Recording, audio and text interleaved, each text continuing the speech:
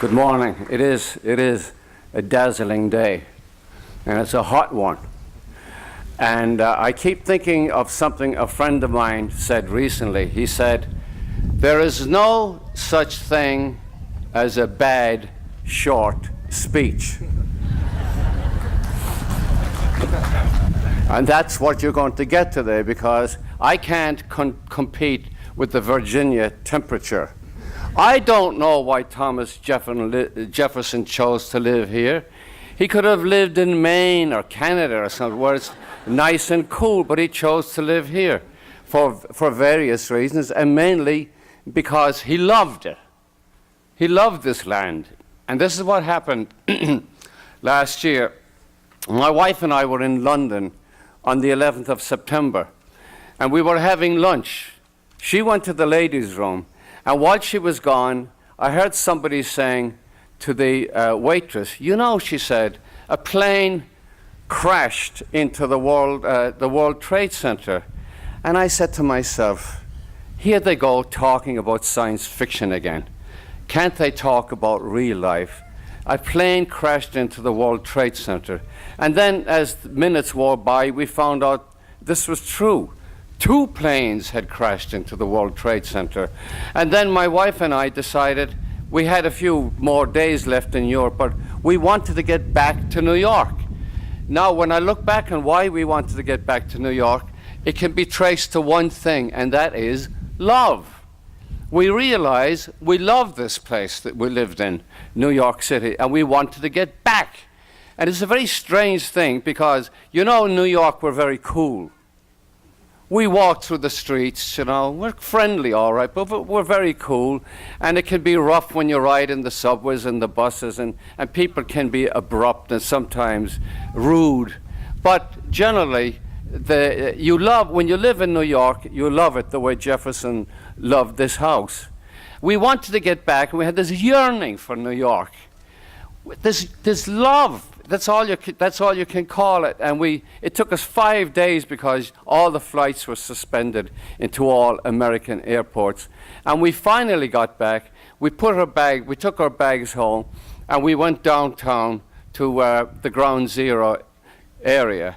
And we walked around there, and the place was still filled with a kind of gray ash. And the police were there, and the fire department, and there was the hundreds of people there, volunteers from all parts of the country, helping the police, helping the construction workers, helping the steel workers, everybody helping, everybody wanting to help. And it can be traced to one thing again: love. Everybody realized that this was the greatest disaster in American history, and that there was an outpouring of love. And that's the way I felt myself. And it made us think about being American. Because, you know, when you live in this country, here you are, you grow up, and there are all kinds of freedoms around you. In certain parts of the world, they don't take freedom for granted, but we suddenly realize what we had. We suddenly realize what a terrific country we lived in, and we began to, one of the things that happened was that we began to think about being American in a way that we never thought before. In the history of my family, my own family, which is resurrected for me from time to time, when I go to a place in New York called Ellis Island. I've been there 11 times, and every time I go there, I go into what they call the Great Hall. And when you go into the Great Hall, you see a great mound of bags and trunks and all kinds of bags that people carry their possessions in. And it's a mountain of history.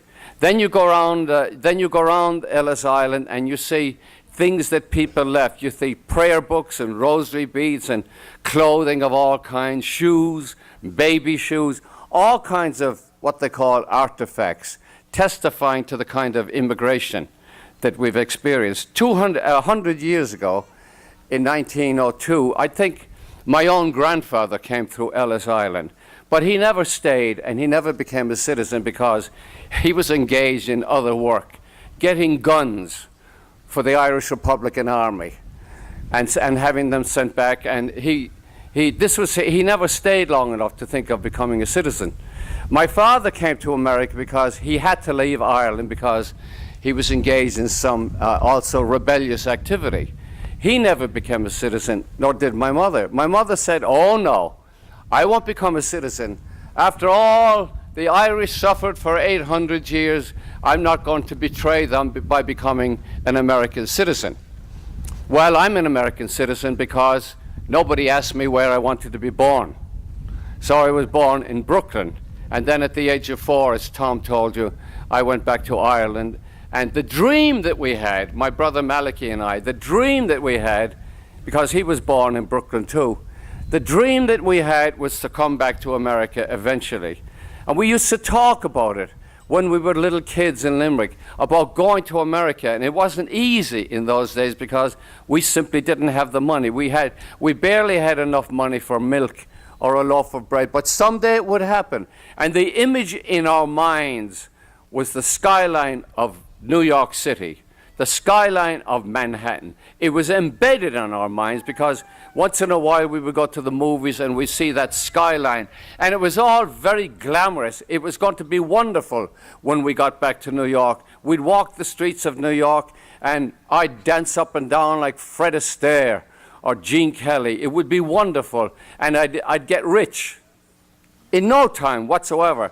I'd get a job and I'd be rich. I'd have money. And there would be women, and I'd go to nightclubs, and I'd drive around in a big car, and I'd have a great time, and I'd go to the beach. It would be all wonderful. Then I came to New York eventually. And on an October morning, the sun was shining. It was dawn. The sun was shining on the skyscrapers of New York. And as I came by ship, and as the ship sailed into the harbor, I wanted to sing, and I wanted to dance on the deck of that ship, because there it was, the New York skyline, and here I am at last in heaven, in heaven. So I got off the ship, and then there was reality. You had to get something called a job. You had to make a living. You had to have money. You had to have a place to live in. And because I had no education, I never went to high school, because I left school at 14. I had nothing to offer. I had no skills. I was 19. I didn't know anything. All I knew was English. That's the one great gift the English gave us when they conquered us. Thank you for the English language.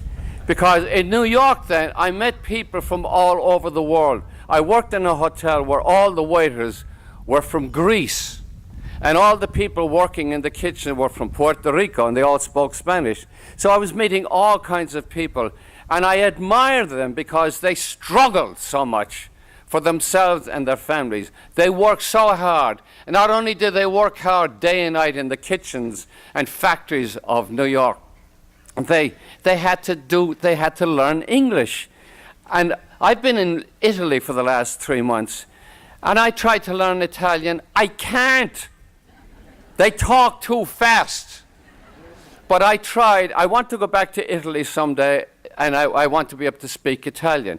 But I met Italians in New York City, and there's a huge Italian presence in New York City, because whether you fly into New York or come in by ship, you're going to pass over or under something called the Verrazzano Bridge.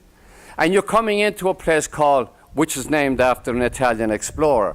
And you're coming to a place called America, which was named after an Italian explorer. And then you come up the river, the Hudson River, which was named after an English explorer. And then you come to Manhattan, which is an American Indian or Native American name. And then you come into Manhattan and you meet the world. The world.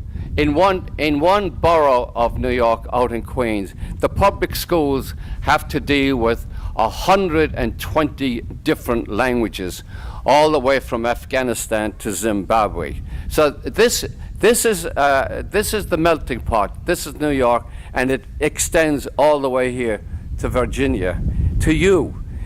I never went through a citizenship ceremony. I didn't have to, because I was born here.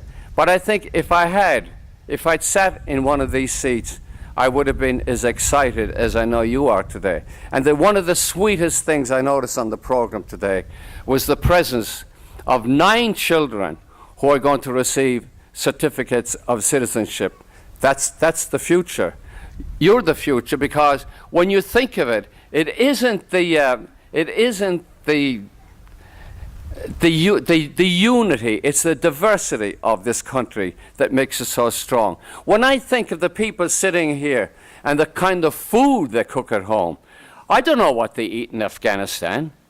I have no idea. I don't know what they eat in Zimbabwe. I have some idea what they eat in Mexico, because we have Mexican restaurants in New York. But when I think of what you cook when you go home, what you're doing is expanding the American language, because my children and grandchildren will know words that you've brought into the country, just as Italians have brought words into the country. Where would we be without the word spaghetti? And the French, where would we be without the word lingerie? I love that word.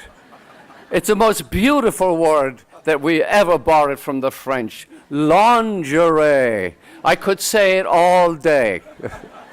So it's an exciting to think of what you're going to add to the English language in the way of food or anything else, or what you're going to add to the American culture in generally, the literature that you'll bring in. And if I were you, and nobody told me anything when I came here, if I were you, wherever you are, the first thing you should do for yourself and your children, find out where is the nearest public library and go there. I can assure you it'll be air-conditioned. And take your children to that public library and just let them go around and look at the books and look at the pictures. Because there's one thing I discovered in America, in American libraries. The librarians are very kind people, and they want you to use the library. If I were you, I'd go in and I'd find, wherever I lived, wherever you come from, look at the local history of wherever you're living. Let your children, if you live in Virginia, let your children know about Virginia, because this is such a rich state historically and culturally, and it's beautiful. Let the children discover this. And then let your children discover the music. You'll be bringing your own music, and that'll enrich American music. But when you think of what you can get from American music, for the blues, the spirituals, the jazz, hip-hop, rap, and classical American music from people like Duke Ellington and Aaron Copland, I envy you. I wish I were you, because you have so much to look forward to, and your children have so much to look forward to. So, thank you for becoming American citizens, and welcome.